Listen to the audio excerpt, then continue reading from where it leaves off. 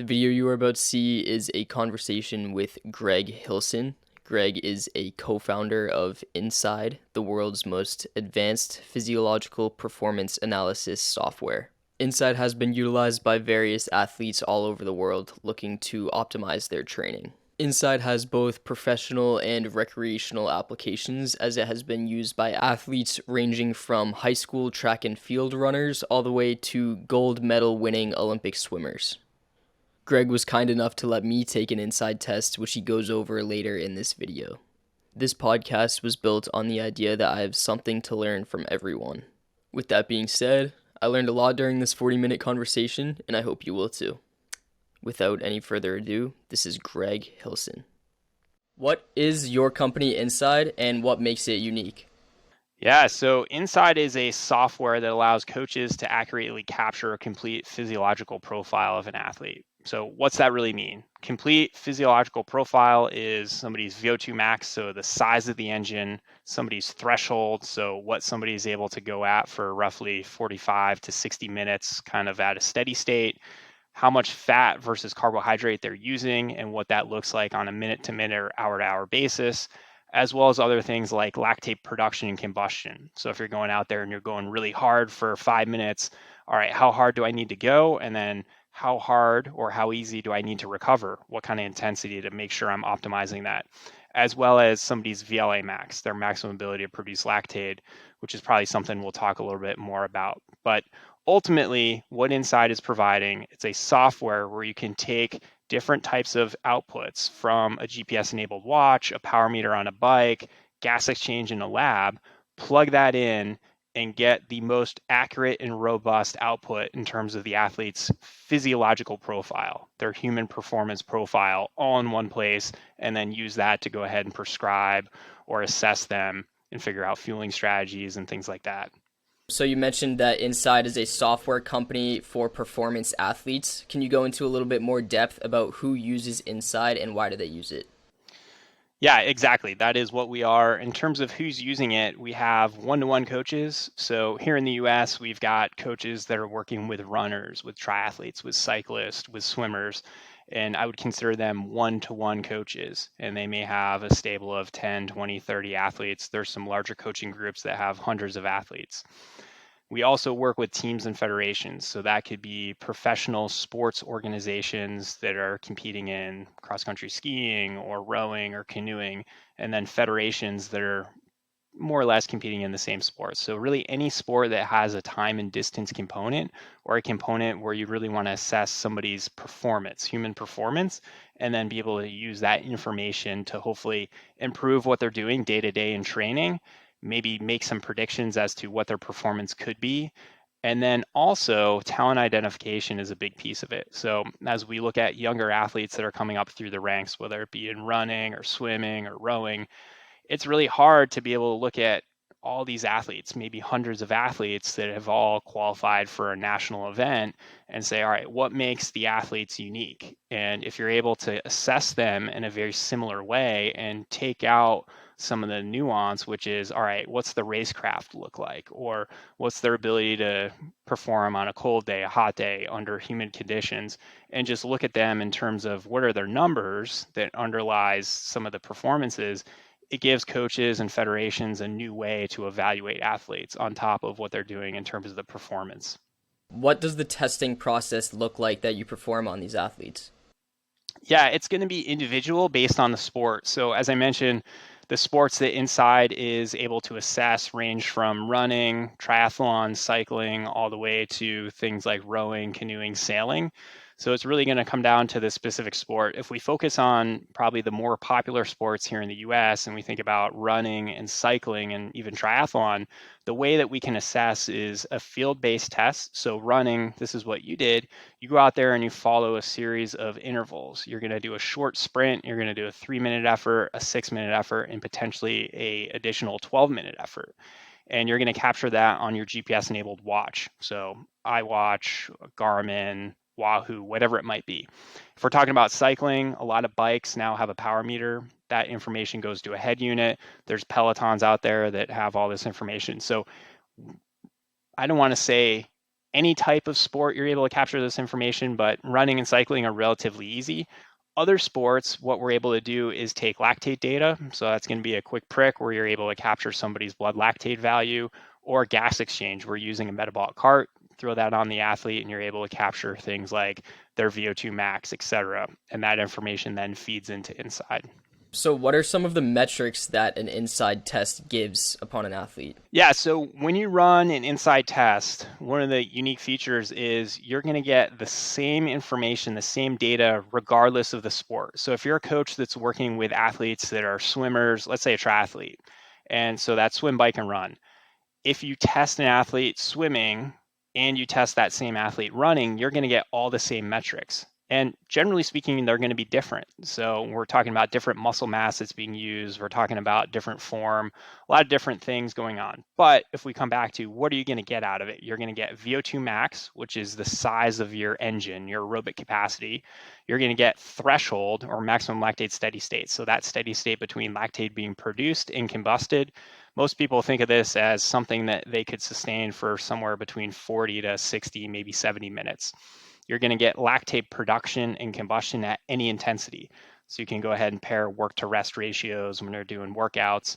You're also going to get fat and carb combustion. So you're going to be able to see how much fat, how much carbohydrate is being used across any intensity. And then you also get VLA max. So the flip side of the coin, when we talk about VO2 max being aerobic capacity, VLA max is your anaerobic capacity, what you can produce for a very short period of time. So, this concept of VLA max is something new to me. Can you define exactly what it's measuring and why it's important? Yeah, so by definition, it's your maximum ability to produce lactate. What this means is it's going to be governing substrate use. So how much fat versus how much carbohydrate that athlete is using at a given intensity, as well as percent utilization of somebody's VO2 max at threshold. So somebody that has a very high VLA max, they're very anaerobic or glycolytic. Think about somebody like Usain Bolt, goes out there, runs 9.58 seconds in 100 meters. Very, very fast. Ability to produce a ton of power over a short period of time is extremely high. Now, the flip side of that is going out and running something like a mile, 2 miles, half marathon is not going to be in Usain Bolt's wheelhouse. That's not going to be his sweet spot. So we need to think about, all right, what is the event that this athlete's trying to excel at, and what are the demands of that specific event? And then from there, we can hone in and say, all right, we know that we want to increase this athlete's ability to generate power for short periods of time or reduce that. So let me give you a scenario. If we look at an Ironman athlete, that's typically going to be an 8, 10, 12, 15-hour event for most athletes. And it's going to be very much steady state. So in terms of anaerobic power production, we want that to be very low. We don't care about that athlete going above threshold. If they have to do that maybe once or twice in the course of the race, that's going to be probably on the outlier side of the spectrum. They're probably going to be below threshold the entirety of that race. So what we want to think about is substrate utilization, getting them more efficient at using fat as a fuel source and being able to leverage a larger percent of their VO2 max at race pace. So that's really mission critical. So taking VLA max and using that as the metric that the endurance coach is going to be looking at as a primary marker of performance may in many cases be more important than looking at VO2 max as the primary driver or even threshold. So, you talk about how professional athletes use INSCYD to optimize their performance. Could you talk a little bit about how a recreational athlete could benefit from using INSCYD? Yeah, a professional athlete is going to have the benefit of training volume, and you can make up for a lot of training sins by training time. So what that means is if you have 15, 20, 25 hours a week, you're going to make up for some of the deficiencies with sheer volume. If you only have 2, 3, 4, 5 hours a week, you need to be very specific and well-intentioned with what you're doing. So let's say your goal is to go out there and run a 5K as fast as you can. If you don't know the underlying physiology and you're just saying, all right, you know what, I'm going to go out there and run and go hard every single time I have a chance to go out and do a 30-minute run, you're not going to see maximal gains. In fact, you could argue that over the long run, you actually may see a degradation in your ability to go out there and run a 5K as fast as possible. So by knowing your overall physiology, you can now put some intention behind it, meaning, all right, what is my threshold? What is my zone 2? What is my quote VO2 max? So when I'm going to go out there, I can say today is my longer run. I'm going to go out and do a 45-minute run, and it's going to be aerobic based. It's going to be zone 2. Or today I'm going to go out there and do some higher intensity intervals, and I know what kind of pacing I need to be at, and I know what kind of recovery I need in between each of these intervals so that I can get through all 3, 4, maybe even 5 of these intervals without going too hard on the first one. And if I do that, I can't get through the balance of what I have scheduled for that day. Therefore, I'm not going to get the adaptations I was hoping for. So I'm not going to be self-sabotaging. And then the other thing that's really important is, and I use this reference quite a bit, did I earn the right to come home and have that tub of Ben& Jerry's? Well, if I know I got 30 minutes, I go out there and I come back and I can see very clearly I did a 30-minute jog and I went 4 miles. And that relates, if I look at my profile, I know the exact amount of carbohydrate and fat that I utilize. And I say, well, you know what? That was only 50 grams of carbohydrate and 250 total kcals. Maybe I don't have the ability or the right to go ahead and dive in. Maybe I'm going to have a spoonful instead. So for people that are trying to incorporate this into some healthy lifestyle changes, it could be an area where they could get some benefit there as well. So previously, I had asked you about the accuracy of my Apple Watch. I recently ran my first sub 6 minute mile, yet my Apple Watch was telling me that my VO2 max was below average, which was very disappointing to me. And I wanted to ask you maybe why that is. So what I can say is the Apple Watch is using some, I would say, fairly generic information to capture your VO2 max. And I don't want to comment too much because that's not my area of expertise. What I can say about INSCYD is we've had independent peer reviews done. So independently published peer-reviewed papers talking about INSCYD's accuracy. And the accuracy of INSCYD is actually going to be on par, if not slightly better, than going into a lab using a calibrated metabolic cart for VO2 max, as well as for an athlete's threshold. So that's probably the most important data point I can reference is this has been independently tested and reviewed. Now, what we could look at is for you, what your threshold is, what your VO2 max is, and what we were able to capture. And I know that that's going to be very, very accurate. So we could use that as a baseline and then start talking about you and some of the different things that I know you're working towards competing in jiu-jitsu, as well as, hey, how do I go out there and still maintain the ability to go out and run and train? And you mentioned that 6 minute mile. So we could talk about that through the lens of what you're trying to accomplish. Great. So for any of the viewers watching, I actually took an INSCYD test, and he is going to now dissect my performance metrics that the INSCYD test gave for me. Yeah, so Hayden, thank you again for being the guinea pig going out there and running through the test. Hopefully it wasn't too bad. And what we're looking at now is your physiological performance benchmarks. So this is the high level. This is like hopping in your car and seeing your fuel gauge, your tachometer, your speedometer. So high level, what's happening for you as an athlete. So we have VO2 max, which is your maximum aerobic power. And we can see that that is 55.14 milliliters per minute per kg. So this is relative to your body weight. Then we have your VLA max, which is 0.41. So this is your maximum ability to produce glycolytic power. Now, one thing to keep in mind is these graphs here that we're looking at, these are all relative to an athlete based on the cohort that the coach has selected. So this could be professional, amateur, recreational. So for you, we have you in here as an amateur athlete. So we can see VO2 max is kind of skewing towards the high end. VLA max kind of middle to lower range. Now, that's not good or bad. It really has to do with the event specificity, and we'll talk more about that in a minute. We have your threshold, which is in watts 266. What this means is about 6 minutes and 50-second per mile pacing is your threshold right now. And then your fat metabolism is 176 watts, and we can see that that is 5.44 kcal per hour. We'll unpack this a little bit more in a second. And then the other important thing I want to point out is available glycogen. you have 436 grams of available glycogen, muscle glycogen, that you can store leading up to an event. So we want to think about this in terms of if you're going to go out there and do a longer day of training, you have a jiu-jitsu tournament coming up, whatever it might be, what can you do to top off your fuel tank so that you have the energy to get through that longer day of training, racing, whatever it might be. Awesome. So you mentioned that 6 minutes, 50 seconds for a mile pace. Is that my threshold power?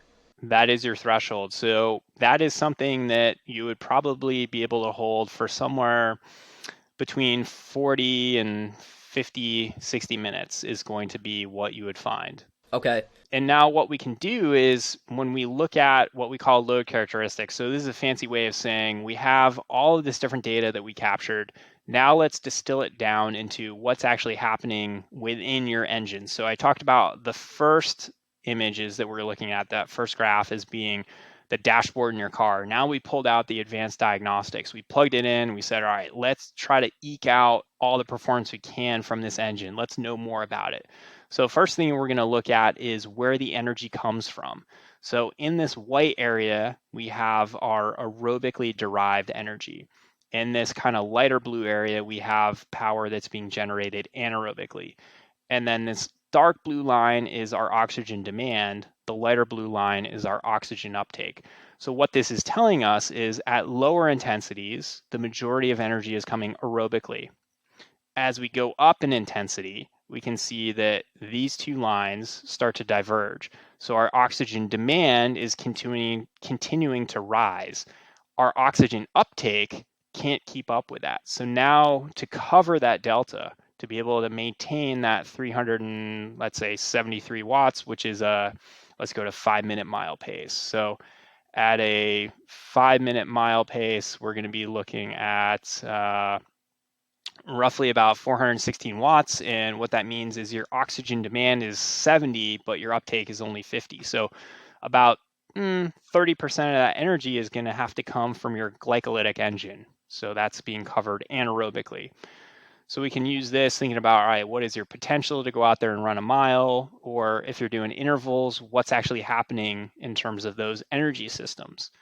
Then from there, we can get into lactate production and accumulation, or sorry, lactate production and recovery.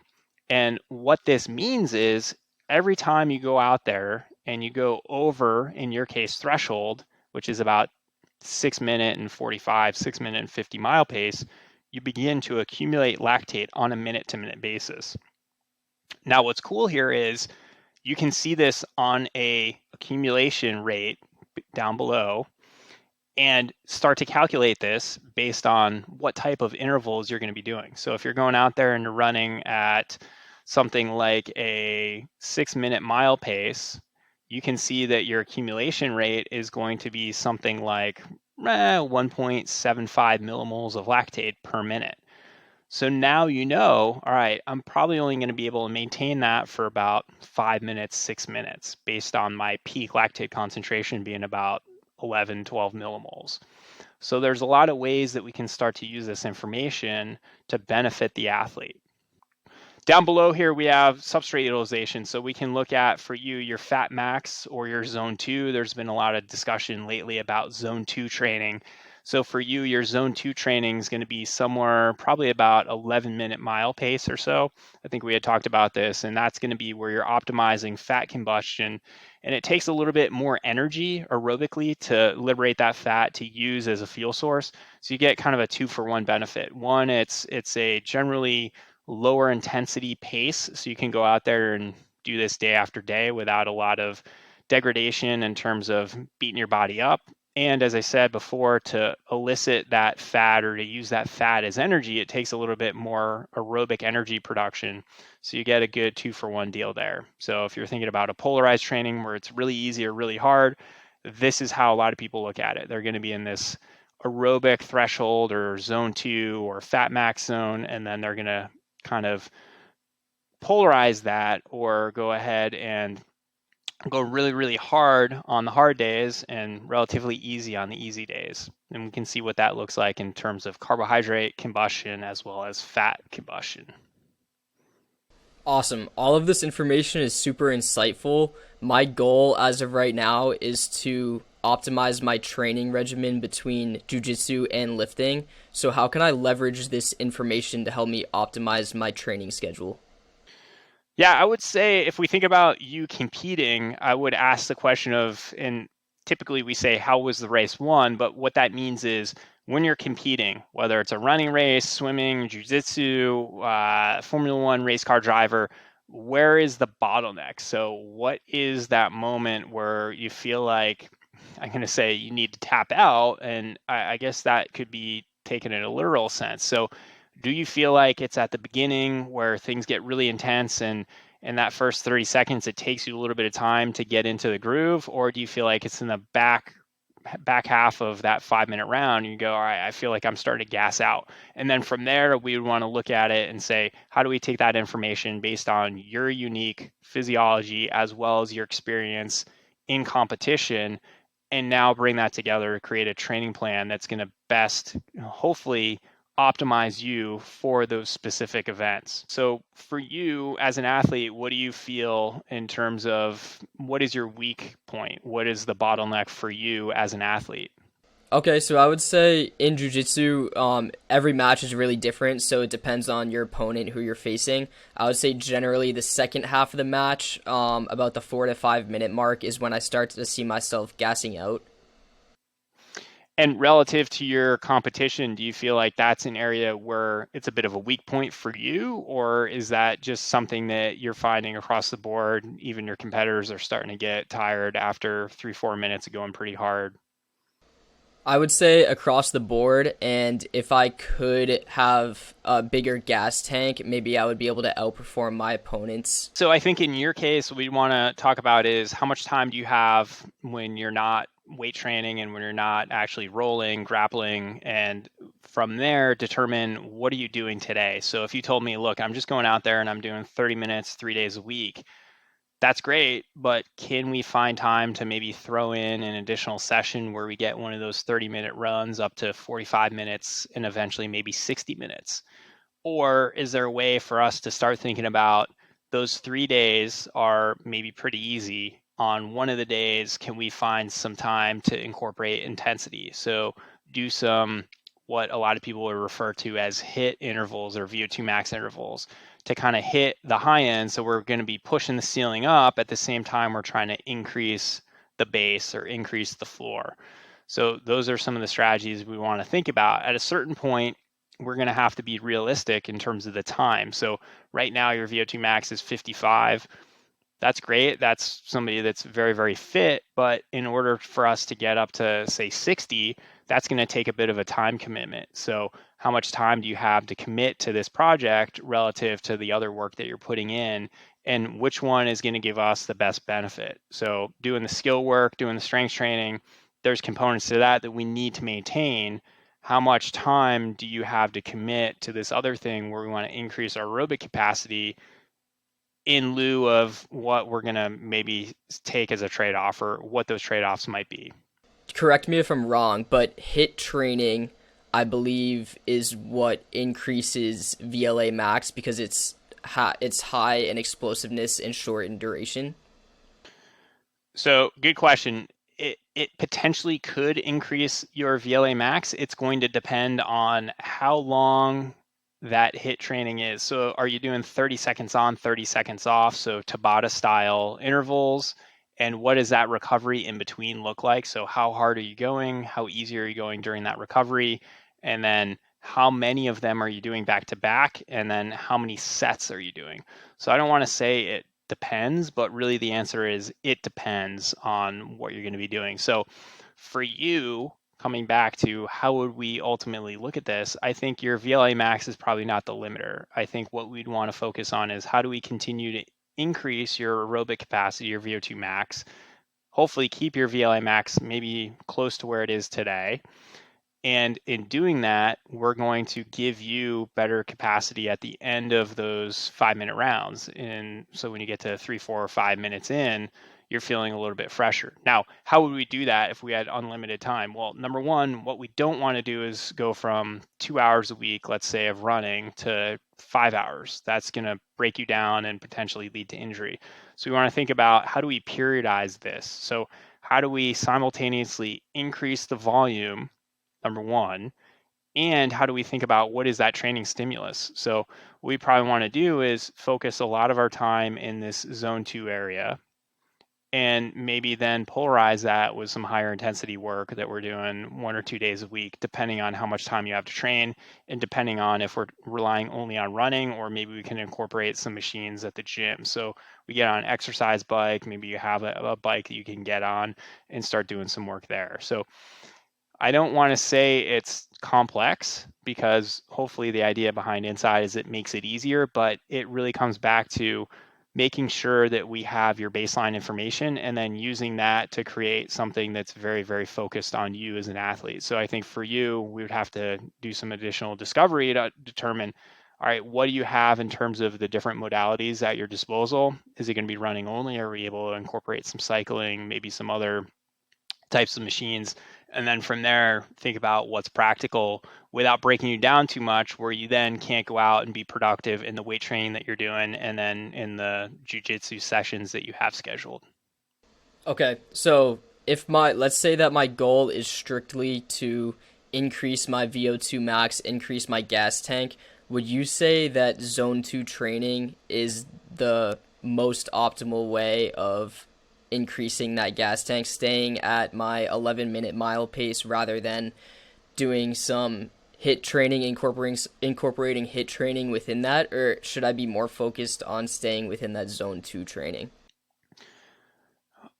This is unfortunately another one where it sort of depends on how much time you have within each individual day of training. Yes, you're going to want to pick. So you're not going to want to go out there and go, okay, I'm going to do 30 minutes of zone 2, then I'm going to go out there and try to blast a bunch of high intensity work for the last 15 minutes. Pick one for that day and stick to that. That's the first thing that we want to adhere to.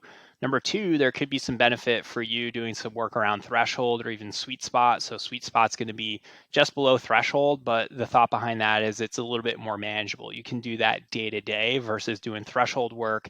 Probably can't do that every day. You're going to break down. So for you, there could be some benefit to going out there and doing stuff at 7:30 mile pace, call it, and doing that a little bit more frequently. You're going to see some really good gains from that in terms of increasing VO2 max. The challenge with that is, how much time have you spent to date running at that kind of pace? And is that something your body's going to be able to absorb? Whereas if you're going a little bit easier, talking about that 11-minute mile pace, 10-minute mile pace, maybe even a little bit faster, your body is probably going to be able to absorb that. And so what we're interested in doing is, if we're talking about running, increasing the time that you're able to run per week. And then we can start to incorporate some of these more, let's call it, more specific styles of training for you individually, so that you don't get hurt, and at the same time we're able to get some good benefits. In high school, we used to have pasta dinners 2 days before football games to fuel up for that football game. However, now when I go to the gym, if I have a meal that's high in sugars or simple carbohydrates, I'll notice increased energy from that meal an hour before the gym. So my question to you is, how long does it really take the body to digest food before it's able to use that food as fuel? Yeah, good question. So a couple ways to look at it. One is acutely taking in carbohydrate. You're going to be able to benefit from that pretty quickly. So in cycling and running, where you're going to be taking in gels, you're going to be taking in other fueling, you're going to see a benefit from that fairly quickly. In fact, there's studies that have been done where you take in a carbohydrate solution, swish it around in your mouth, and spit it out. So you're not actually absorbing that. It still triggers the same impact as if you actually took it in. So there's something there that stimulates this connection between your gut and your brain to say, hey, I got more energy, therefore I can actually produce more power. So that's one way to look at it. The other way to look at it is, number two, how much time does it take for me to store muscle glycogen? And generally, we're talking about 72 hours leading to an event. So if you're going to be going out there doing a marathon, an Ironman, or even a heavy day of lifting, we want to start thinking a day, maybe 2 days, maybe 3 days in advance, depending on what it is, and make sure that we're topping off our muscle glycogen stores. It's not something you can do in the last hour or two leading up to an event. So by eating a big bowl of cereal or maybe a big bowl of pasta an hour or two before an event, sure, you're going to have some carbohydrates that are available to your glycogen that's available to you, but really the benefit of fueling is going to come in those days leading up to the event where you're able to top off muscle glycogen stores and get them as close to 100% as possible. We talk a lot about how Olympic caliber athletes have extreme VO2 and VLA maxes. Let's assume that all athletes' VO2 maxes have been optimized for their specific sport. They each have large gas tanks. But let's talk about VLA max. We talk about how, depending on the sport, different athletes will have high VLA maxes and others will have lower VLA maxes on the spectrum. So endurance and stamina athletes will have lower VLA maxes because they want to have a more efficient glycolytic system that will allow them to perform for longer periods of time, whereas sprinters and short duration athletes like Usain Bolts will have very, very high VLA maxes. Can you talk a little bit about what an unhealthy person's VLA max would look like? Somebody who doesn't really hit the gym or work out at all, what would their VLA max look like, since Olympic caliber athletes have both very high and very low VLA maxes? We're still going to find a wide range. And some of this is genetic, some of this is based on their predisposition, maybe what they did as a child in terms of sports they participated in. And then some of it is going to have to do with what they do in leading a relatively inactive lifestyle. Maybe they're inactive, but they still get out there and they play basketball once in a while, or maybe they still lift some weights. So I wouldn't use VLA max to identify somebody as being unhealthy or healthy. It's really depending on the athlete, and it's really going to give us a better insight into their ability to produce short, high intensity bouts of power or energy production. What is the most important lesson that you have learned from starting and running your own successful tech company? Yeah, focus, stay in your lane. So a lot of people out there are going to go on social media and see awesome images, awesome company successes. Hey, I just made my first million, billion, whatever that number is. And they're going to think, oh shit, why can't I do that? This person was able to do it literally overnight. And the reality is most of the time, this comes from years and years and years of hard work. And then all of a sudden they pop up and they're on your radar because they put in the time. They've done all the hard things to get there. They've been at it day in and day out. So the idea of compounding comes to mind. So you put $1 in the bank or you put $1 in a mutual fund and check on it every day, you're not going to see too much growth. But if you're willing to put that same dollar in every month and then check in on it after a year, 2 years, 3 years, well, now after 5, 6 years, you've got something. Same thing happens here, is really being focused on what you're trying to achieve and continue to stay focused on that thing. When you lose focus and you start trying to diversify before you actually have a sustainable business, that's where mistakes happen. That's where people start to flail, and they just, generally speaking, that's where businesses fail, at least in my experience. And then I would say, if you're going to create content, make sure it's content that your customers are actually going to benefit from. So are they actually going to take the time to read, to watch, to absorb? And ways you can test for this are put that content, start doing it, and see, are you getting the views? Are you getting shares? Are you getting any sort of uptake? Is it benefiting you? Are you getting people coming to you because of this content? Or are you just creating content for the sake of creating content, thinking, oh, that's really good stuff? So one thing that we espouse to all of our team here is game film. Record your sales conversations, record as much as you can so you can come back to it and view that and understand what's working, what's not working. Same thing here. Go ahead and take a look at the content you're creating and really be tough on yourself and do an inventory and see, is it working? Is it not working? Where am I having success? And then play to your strengths. Make sure you're willing to take that time and do that analysis. And then make it easy and then make it easier. So try to be as brief and concise as possible, and try to make sure that your messaging is really, really focused, really, really specific to what is it you're doing that's unique. And customer support, that's really important. So if you have a product or you have a service that requires support, make sure you really focus in on your existing customers. Make that the focus of what you're doing. Find ways to support them, find ways to make them evangelists for your company so that they go out there and they tell a friend and they really want to help you sell your product and be successful or your service. Last time we spoke, the day that we met, you had mentioned Alex Hormozzi and how you found his content to be accurate and relatable to your experiences through your own business. 100%. Yeah, I think there's a lot of influencers out there. There's a lot of people that are trying to push training plans, programs, and I'm not talking about performance like we just discussed. I'm talking about sales, I'm talking about business.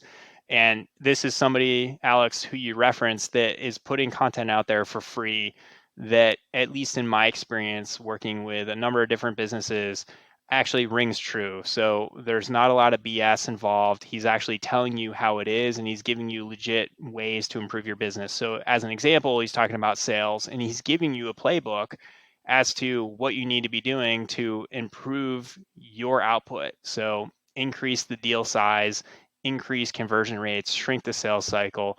So yeah, 100% still hold by or stand behind that. I just wanted to bring this up really quick because it came up on the last podcast. Alex has this viewpoint on life that is somewhat nihilistic, and I'm not sure if you're familiar with him talking about this at all, but he talks about his point of view on nihilism, and it kind of really resonated with me.